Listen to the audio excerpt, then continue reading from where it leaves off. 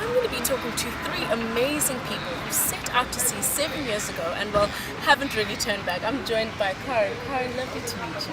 Lovely to meet you too. So tell us a little bit more about where we are and what you've been doing for the past few years. So right now we're in Cape Town, V&A, and we have Delos here, and it's been absolutely amazing spot for us because it's like right in the middle of the town, you know, and the summer has just been perfect. We crossed the Indian Ocean last year, so I have been on the boat for about 5 years now.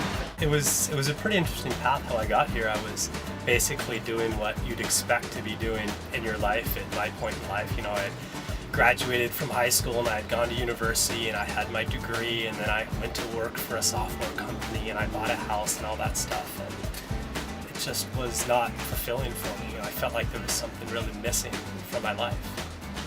So I got to thinking about, you know, what I could do to change it. And then I read a book, and the book was about sailing across an ocean on your own boat. And I had no idea that you could even do this. It's like, you know, to cross an ocean, you certainly must have to have like a cruise ship or like a large tanker or something like that. And so I started doing like research into it and reading lots of blogs, and then you get addicted to like magazines and things, and you get involved in this whole lifestyle. And then one day I decided, like, this is what I'm gonna do. Like, I'm gonna sell everything that I own, sell like house, cars, TVs, take my savings, buy a boat that you could cross an ocean in. Brian had just bought the boat and taken it down from Seattle, and I was in university at the time studying for environmental engineering. And I think I was just kind of treading water. I was in university just to be in university. It wasn't really like my passion or anything that I knew I was going to do the rest of my life.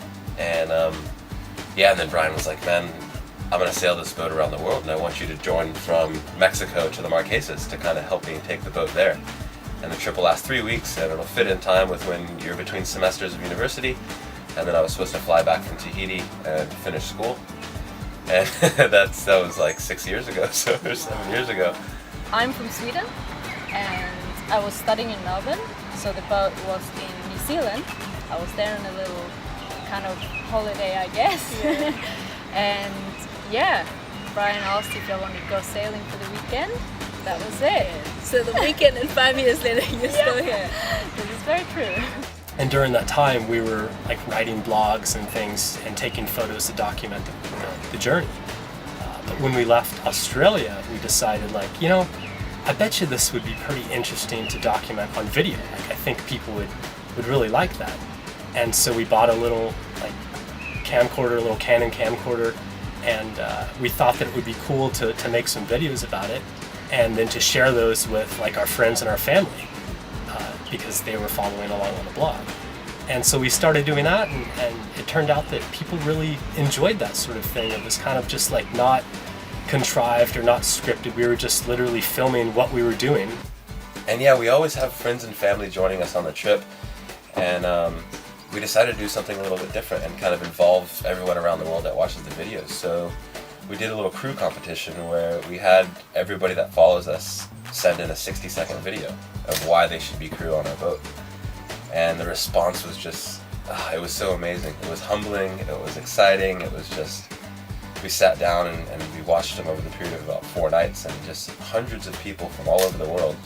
And you get this little glimpse into their life and what they're doing and why they want to be, you know, why they want to sail or why they think they would be good to come on the boat. It was really, really tough, but we ended up narrowing it down to 10 people. And we have our top 10 now, and then as a tribute to South Africa, we chose 2 different winners to leave Cape Town with us. And they're South Africans. Being with people that you really love and you enjoy your company, and you're at the island for weeks with just nobody else. And you can just be there, and you can swim and just be in the sun and just relax for weeks on it without seeing anybody else. I think that for me is super special. But then you also have the tough parts when you're just so mentally and physically exhausted, and also, you know, being in a tight space with a lot of people can be amazing, but also difficult sometimes, you know? I think that's one of the toughest things that it's hard to convey through video is you're always moving, you're always changing locations. So everywhere you go you have to find the store to buy your food, you have to find where to get your water, or you have to find your provisions, you have to find, everything, the ATM, if you need internet, like it's like constantly moving to a new city. And it can get really exhausting and overwhelming, and luckily though, because we're traveling by boat, we're home wherever we go at the same time. So I think we've learned that to take a step back if we do get a bit of anxiety doing something like that and it gets a bit overwhelming, we can just chill out for a day and close the boat up and just watch a movie or something, and no matter where you are in the world, you're home on the boat. There's two types of people, and there's those that get it, and then there's those that just don't, and they think you're insane, and what you're doing is irresponsible even, or it's financially irresponsible. A very wise man I met in Seattle told me, like, you'll never look back on your life, Brian, and wish you'd spent more time in the office. And it's like, yeah, right on. I believe that.